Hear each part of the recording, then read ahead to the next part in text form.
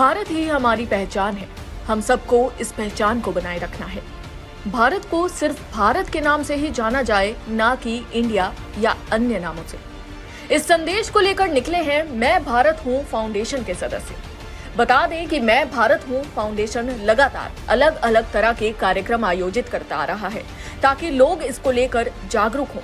तो इसी को लेकर शुक्रवार को एक प्रेस कॉन्फ्रेंस आयोजित की गई, जहां मैं भारत हूं फाउंडेशन के राष्ट्रीय अध्यक्ष विजय कुमार जैन ने बताया कि आखिर वो इस मुद्दे को लेकर क्यों जागरूकता फैला रहे हैं। देश को ही माँ कहा जाता है, आज किसी भी राष्ट्र की माँ नहीं है। नाम निकाल दीजिए, माँ हमको देने वाली है और वही माँ आज हमको बोल रही है मेरे बच्चों, या तुम लोग, हमारे माहेश्वरी जी हैं, हमेशा कहते हैं मेरा नाम तो माहेश्वरी है। हमारे सुखराज जी भाई साहब कहते हैं मेरा नाम तो सुखराज है। तो यदि आप लोगों का नाम एक है, मेरा नाम तो मैं बोलता हूँ, नरेंद्र मोदी जी बोलते हैं, हमारे आदरणीय प्रधानमंत्री जी, वो बोलते हैं नरेंद्र मोदी मेरा नाम है। विश्व में जाते हो नरेंद्र मोदी बोलते, दूसरा कोई नाम से उल्लेख उनका नहीं है।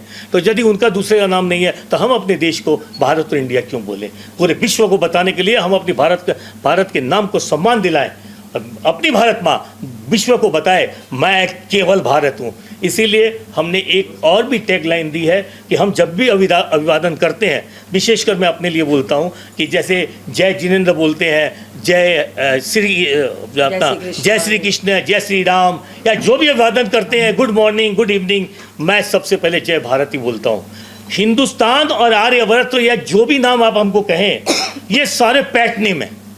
पैट नेम क्यों कहूँगा कि जो संवैधानिक नाम है, जो संविधान में लिखा जाता है, वो दो नाम, वो वही करेंसी में लिखा जाता है।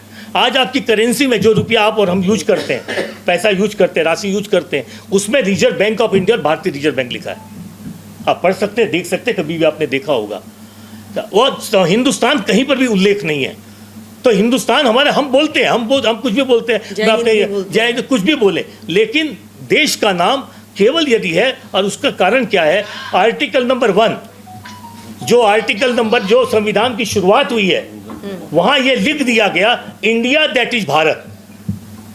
जो बहुत हमारे विद्वान हैं, हमारे धुर साहब सब बताएंगे इस सब चीज़ों के बारे में। इंडिया दैट इज भारत, ये बहुत बड़ी भूल हुई है, लेकिन कोई बात नहीं, इंसान जो कार्य करता है उस समय भूल होती है। उस समय हमारा संविधान बनना था, लिखना था, बहुत सी परेशानियां होंगी उस समय, तो हम लोग तो थे नहीं उस समय। लेकिन आज हमको जब ये जागरूकता आई है कि अब तो कम से कम देश का नाम एक करें, तो वो जागरूकता के कारण अब हमने किया कि भाई अब तो देश का नाम एक करो, भारत करो। आज जब मोदी जी को सुनते हैं या कोई भी प्रधानमंत्री को सुनते हैं, अपने पहले पिछले भी, तो वो भी भारत बोल के संबोधन करते हैं, जय भारत बोलते हैं, भारत माता की जय बोलते हैं।